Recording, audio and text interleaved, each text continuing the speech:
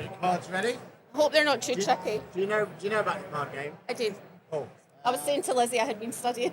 I think I might be rubbish. Is there anyone you want to beat on the leader score? Well, who's on it? Let's have a look. There we are. So that's what it is currently. Leanda. Oh, what score are we on? What score? Okay. Is that doable? No, Leanda's one of our students, and she trained with us, and a lot of her people that are employed by her trained with us. Of course. So she's actually we've done a practice spotlight on Celtic bookkeeping just because all the training's been with us. So I feel like I know her well enough to say that I want to beat her. Nice. Hello, everybody, and a very warm welcome to our next exciting episode of Ask the Accountant Pitstop podcast here in sunny Manchester 2025. Here we got our next guest in a big list of very exclusive people that we're interviewing today. So first of all, who are you and why are you here? So I am Elaine Van Den Akker, and I am all things marketing, digital content and partnerships at expert home study bookkeeping training provider Ideal Schools. Amazing. And we know you very well from ICB. We've seen you at the ICB events. Absolutely. Yeah. Yep. Yeah, you're very much in there. You excited for the Lucas coming up? Yes, very excited. So we're hoping one of our students is going to be shortlisted. Fantastic student. Oh, fingers crossed. Don't want to say too much about it in case I jinx it. We also have one of our tutors, very well respected and long-standing tutor, up for Tutor of the Year. And we always hope that we might sneak large training provider. But, you live in hope. You see what happens. Well, that's what it's about, right? Absolutely. Yeah. Absolutely. And there's, very highly regarded in the community, so... Oh, thank you. That's really kind of you to say. So we're having a really good day today. I've already been at a couple of sessions. One on LinkedIn, which was really interesting. Okay. Yeah, and it was talking about getting out your comfort zone, being a little bit more personal and authentic. And what you're doing now? Well, I'm doing my best. And so that was really interesting. Also been around quite a lot of the stands and had a chat with people. It's lovely to see familiar faces and just catch up and find out how people are doing, but also meet new people. So I don't know if you know Aaron, but very much the boys, Brian and Scott, when I came on board, were a bit reluctant to come to these things. They're very much like, let's just stay in the office, do our best with the social media from home, but not really get out and about. And I'm like, nah, you need to get out there. You gotta be get out and talk to people. Yeah. There's nothing like it. So I think that they're out their comfort zone. I've got to push myself out of mine, haven't I? Yeah, and you're here. That's what it's all about. Totally. So, what is it commute for you? How easy is it to get here? So we came on the train last night. Okay, yeah. So we left about 3:00 and we got in about 6ish. Okay. So it's pretty good. And we'll get the train back up later on this evening. And it's not too bad. It's about 24 hours away from home for us. So It's not as bad as going down to London. But it's really important, I think, that we come along to these events, especially the ones that are in the north, because obviously we're based in Scotland, but we obviously have students right across the UK and beyond. We have people, stationed on military bases in Germany. We have people in the Philippines. We have people all over the place. So, and we have quite a lot of students in Ireland as well. So, it's important that we come along to everything really that we can and meet people and let them know what we're all about. So, I love that. We're also kind of really interested in getting to talk to some bookkeepers and accountants here today about what we can do for their employees as well as for them. Interesting. Because as well as the self-employed bookkeepers who are maybe sole practitioners, we are very into how do you train your staff when you take them on? What are kind of your training needs? We've got a brilliant scheme called the Employee Sponsorship Scheme, whereby you can train people who work for you, and if, for example, they were to leave, you can transfer the course over to another employee. We can provide reports on their progress so that you know if you're paying for courses, you've got a bit of control over what's 100%. happening. Yeah. So, there's quite a lot about that I think is important that people know that we do as well, and that's why coming to these events are so good. I love that. So, events like this, though, what was your first impression? Because have you been to Manchester? I haven't been to this one before. This is some size. Yeah. I mean, I think the last event I was at was the ICB Summit, which is much smaller in size. Yeah. And lovely as well, just in a different way. It's a different 100%. feel, isn't it? Because obviously it's more bookkeeping focused, and this is obviously a bit wider. But I think this is an amazing space, and I love the fact that the atmosphere is really quite buzzy and there's loads of people chatting, and I really like what I was saying to the guys earlier, the different theatres with the different sessions. They've now got this app that you can download and put it on your headphones, and because I think that would be a major issue otherwise. You can't really focus on what someone's saying with all the chat going on. So I was doing that. I was listening to that LinkedIn one, and I had my headphones in, and it was great. Yeah, worked well. Nice, very good. Nice. Because they're your own headphones, right? So you're totally. It's a really, really good idea. Yeah. And it's how the tech can just make things a little bit easier 100%. For us, isn't it? And you guys been training everything. You're looking for little wins like that, right? Yeah, absolutely. We're starting to use tech more. I mean, when I kind of came on board, we did have things like tutorial videos, but not quite so many as maybe we could have done. We're starting to do our own webinars live. So we did one on getting started in practice back in May, June time. And our next one is on learning to learn, which is in October. So that's, again, out the comfort zone. The tutors a bit at the beginning are a bit like, oh, how will this be? But once you've done a couple with ICB and AAT, you can kind of do your own. Exactly. Provided somebody's doing the tech and you just need to think about what you're going to say. So, our next one is Ellis Harris Kiak, who is our AAT specialist, and Louise Woodhouse, who's our ICB taxation tutor. The two of them both have education backgrounds as teachers and are now tutoring and also have their own bookkeeping practices. So with all those hats, you get a real insight into how do we kind of advise people on how best to learn. And my own background is education as well. I was a modern languages teacher for many years before I started doing this. So it's little things that have worked that might have worked with kids in the classroom that if you tweak them enough, can work with adults as well at home. So hopefully that'll be something that people will find helpful. And this is a sort of event, right, to start thinking of that. Like you said, talking to people and getting to And I love the fact that you're kind of looking at that employer side as well, because I'm a trainer as well. I'm a certified trainer for QuickBooks. And we're constantly trying to figure out, well, how do we make it actually so it's worthwhile for the employer? And absolutely. Give them the support they need to make sure that they get everyone on board, right? Absolutely. And you have to start with that point, don't you? You do. And I mean, there's nothing like having skilled employees to grow your business. It's the single biggest resource you'll ever invest in. Yeah. And actually by far the most important. And I think if you've got people who are well trained and are bought into what you're doing, now you're on to a win-win, Love that. What are you looking forward to from this event then? Is there anything you've got? Is there any speakers? There's a couple of them. There was one in particular later on was all about taking breathing spaces to get the most out of your performance and kind of making time for yourself and not kind of burnout can be a thing. So I think that one looks quite interesting. There's another one on leadership as well and how you manage teams.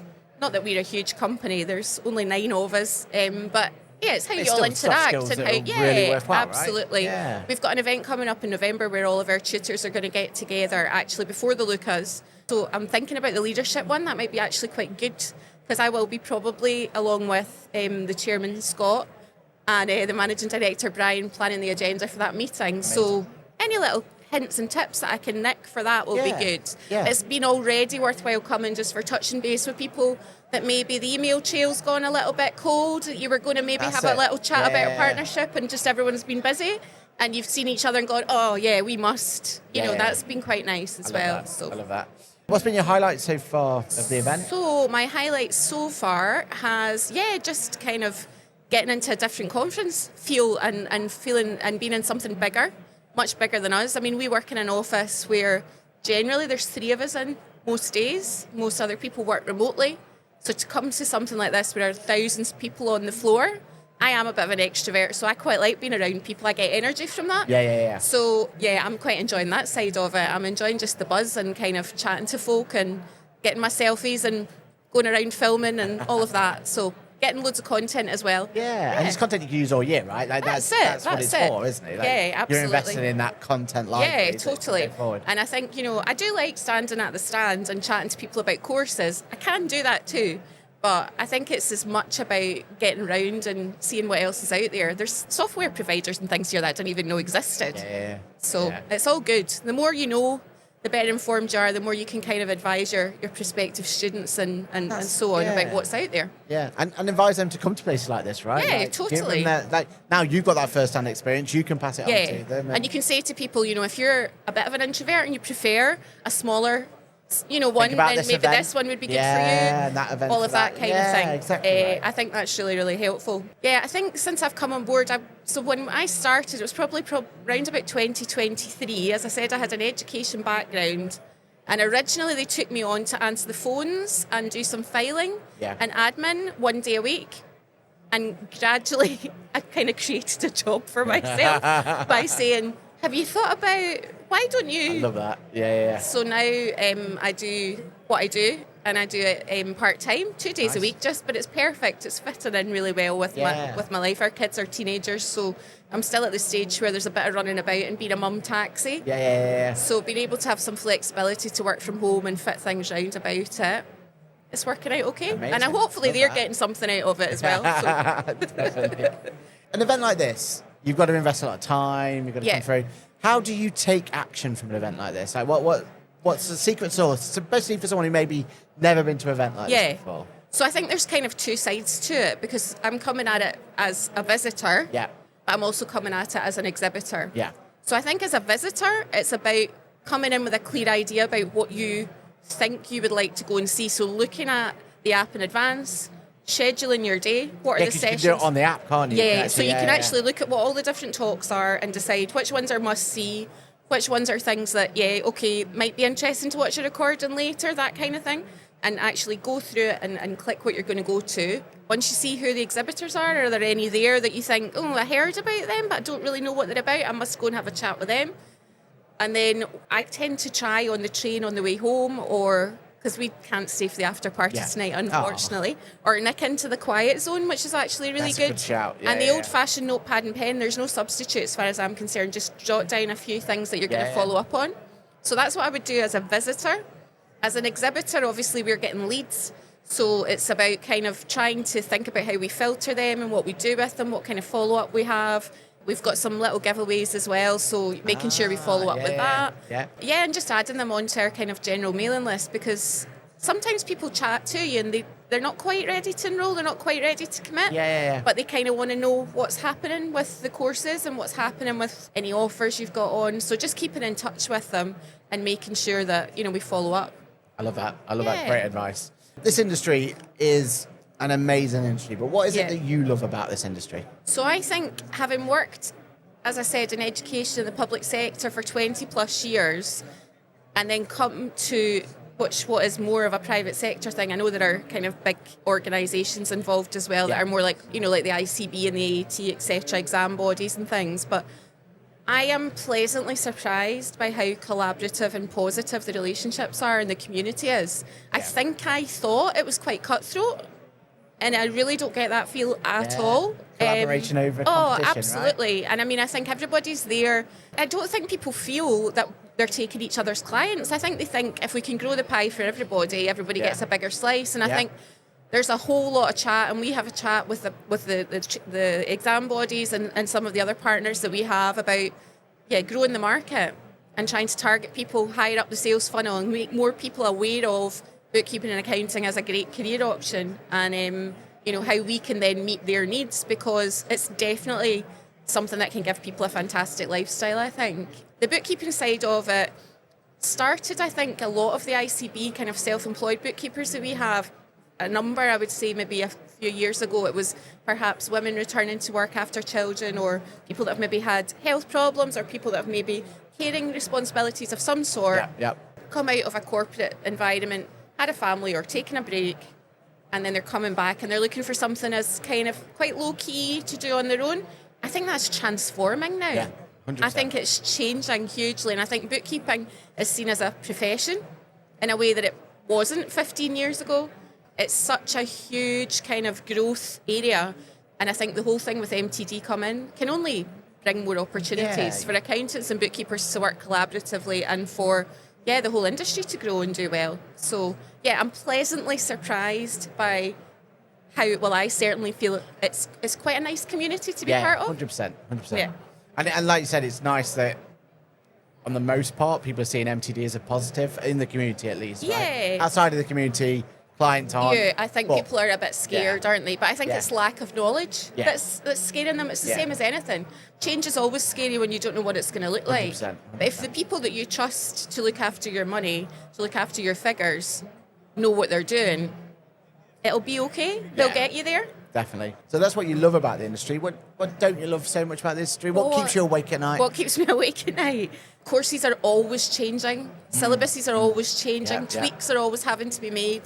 Every now and again, someone spots a typo in a course and you think, that's been proofread 25 times. How did we miss it? Silly things like that. I think because I came from an education background and I was a languages teacher, so my whole thing about spelling and grammar, it's not necessarily a strength to be quite that twitchy about these things. So if I spot a social media post that goes out, or I spot a newsletter that goes out, or anything that's got a typo or a grammar error, gives me the fear. But the boys know that now, so they run them all past me. Doesn't mean I'm immune. I can still make mistakes myself, but I am a little bit uptight about that. I have to admit. That's what we like to see. All right, I'm going to give you a time machine, and you're going to go back 12 months, or it could be longer if you need to. What I want you to do with that time machine, though, is I want you to go back to your past self. Yeah. And I want you to take back with you something you've been using in the lately, or it could be an app, it could be technology, it could be. I mean, someone said eye mask just on here, right? Yeah. It could be a physical item. Yeah. But what is it that you started using now that you wish your past self had, so that the listeners can hear about some maybe little tip there to get them to so they can incorporate it in their life. From my point of view, with the digital technology side, I would say things to do with doing social media. Okay. So I would say Canva, obviously, I was probably using 12 months ago. I wasn't necessarily using CapCut to edit video content. I wasn't necessarily scheduling posts on Instagram. I wasn't using MetaSuite very well. I wasn't using LinkedIn very well. I think the analytics of the social media side, it's just about... It's a vast tool set. Oh, it's huge. Yeah. And I think, I laugh at coming to things like this because we're quite a small company. Even the graphics for the stand, they were like, could you just ask your graphics team to... and I'm like, the graphics team is me with my Samsung S24. Do you know what I mean? So, there are limits to what I can do. Yeah. But, all of the technology and just being a bit less afraid. So, can I go forward 12 months and tell you? Partly due to Stephanie Marshall, who's one of our Ideal Schools ambassadors, and as you know, podcasts herself. She is determined that we're going to have an Ideal Schools podcast. Oh, amazing. And that we'll do something once a month. So, she'll probably be the first guest. And I've downloaded Riverside FM, and that's what she's told me to use initially, because I'm very much at the beginning of this. Yeah. And 12 months from now, wouldn't it be nice if I was saying to you we'd done 6 episodes? That'd be amazing. I would like that. 100%. Will you come on it? Oh, without doubt. Okay. Sign me up. Thank you. And so that's you going back 12 months. Yeah. Going forward, I mean, I know you're taking Riverside, but what about AI? Because various bits is going to affect you, right? Because you've got, how's it going to affect the educational side and also from a content side of you? How do you feel like it's going to be in the next 12 months or maybe longer? I think it's such a fantastic tool. I think people are really negative about it. And I can understand why. I think when it comes to managing the money side of things and bookkeeping and managing the figures, no bookkeeper or accountant wants to feel that they're going to be replaced by AI. And I really don't think they are. No. Because certainly our tutors tell me, until they actually get to a point where they can put some kind of tax question into AI and it gives them the right answer, they're not going to be worried. And that's not happening yet. Yeah, exactly right. So from that point of view, I think we're always going to need people that know really what the different quirks and exemptions and things are. But from the point of view of things like writing, copy, content creating, that side of things, there's a danger that we all become this monotone voice that all sounds the same. Yeah, and I think it's about trying to... I quite like using AI for certain things, and I think from the business side of things, you want what you produce to sound professional. You want it to sound like you know what you're talking about. But there's also when it's your own personal social media side. So, that's what they were talking about over there at LinkedIn. They were talking about how you have your business account and then you have your own account that sits alongside it. Well, when you repost things from your business account, it's got to be your authentic voice. And I think I was reading somewhere about the different generations and how they use social media. It was talking about Gen Z in particular the focus they have, the thing that makes them want to be involved with companies and buy products and services is authenticity. Yeah. So if everybody's just communicating with the same AI voice, that's not going to work. No. They want to see the people behind businesses. They want to see the people behind companies. Well, we buy from people, right? Yeah, everybody buys from people. Yeah. You buy from people you like and people you trust. Exactly. And it's basic stuff. So yeah, I think that's quite a long-winded way of saying I think AI's got its place, but I think I will always value the human bits that I can add in far higher than anything AI can do. But I like it to do things like, I've said that word twice in the opening paragraph, give me an alternative. I mean, from that point of view, it's a no-brainer. Yeah, completely agree. All right. Oh no, you're going to do this. We're going to be moving on to our game. So you've already said who you want to beat, and I've got every faith in you of getting this done and getting this completed. So our little game is as follows. We've got 5 cards here. Okay. 5 people, places, events. Okay. Could be any of our 60 cards we've got. Okay. And you're allowed to ask me any questions, and I can say yes or no. And at any point, you're allowed to skip the particular card. Okay. But you get a 1-minute penalty if you do that. Okay. I'll give it a go. I'm a bit worried I'm going to be rubbish. No, you're going to smash this. You're going to smash this. Start asking me questions in 3, 2, 1. Ask away. Is it a human being? It certainly is. Is it a man? No. Is it a bookkeeper? No, Accountant? but In that world? that world, Is it someone who works for an examining body? technically, yes. I think you class them as an examining body. Is yeah. it Amy Copeland? It is, yay! Next. Okay. Is it a human being? Yes. Is it an accountant? Yeah. Bookkeeper? Bookkeep, yes. Is it a woman? Yes. Is it someone that I have worked with? Maybe.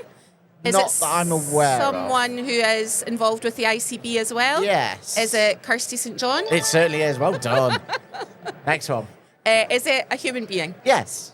Is it a woman? Yes. Is it someone who is a bookkeeper? Yes. Is it someone involved with six-figure bookkeeper? No. Is it Stephanie Marshall? Yes. Well done. Smashing it. Next one. Is it a human? No. Is it an event? Yes. Is it Accountex? No. Is it Fab? No. Is it the Lucas? Yes. Final one. Is it a human? Yes. Is it a woman? Yes. Is it a bookkeeper? Yes. Six-figure bookkeeper? No. Libby Walcott? No. Is it Susanna Whelan? It certainly is. Oh my days. So you had 0 skips, Okay. and that makes you number on 1 minute and 45 Is that seconds. good? That is very, very good. That puts you 3rd. Oh, yeah, beauty. Sorry, that was very Scottish, wasn't it? Oh, yeah, beauty. So very well done, very well done. Oh, thanks, Aaron. So the final bit is that you have an opportunity Yes. now to use that camera, that camera, that camera to Okay. plug, and plug away. Go for it. So, if you do not know about Ideal Schools already, you need to check us out. Have a look at our website, www.idealschools.co.uk. We are on Instagram, we are on LinkedIn, we are on Facebook, and our content's excellent. I have to say that because I'm the one that creates it. But please check us out. We are a genuine family business who wants you to join our learning community and get the best out of your training. And you join us for life. You don't join us just for your course. You're part of the family. You join the community. We have virtual welcome meetings. We have private Facebook groups. We have peer support. We have webinars. We have everything you could possibly need to make remote learning, distance learning, less alone and scary and daunting. So check us out. I love that. I love that. And highly recommended from us. Everyone in the community thinks you're amazing. So, yeah. Oh, thank you so much, You got our Aaron. stamp of approval Oh, as well. thank you. And thanks for having me today. Anytime. So if you've liked this content, you're already in the right place. Make sure you like and subscribe and get everything you want from the world of Accountex 2025. We've got amazing podcast pit stops still coming your way. So make sure that you come and watch us and listen to us and like us and comment us and everything else. And then put in the comments below, Do you think we should have a Cool Friends episode with you at some point? Oh, yeah, I would love that. So get yourself a card at some point. And also, very well done on getting such a good score. Oh, I know. I'm absolutely gobsmacked, quite frankly. That studying in the That Premier Inn over breakfast did the trick. Well, yeah. So that's what you guys want to do. You want to go out there and you want to get yourself studying as well. So thank you so much for being involved in this Aaron. little podcast. It's been a pleasure. And I'm sure we'll speak to you soon. Yeah, lovely. Bye for now.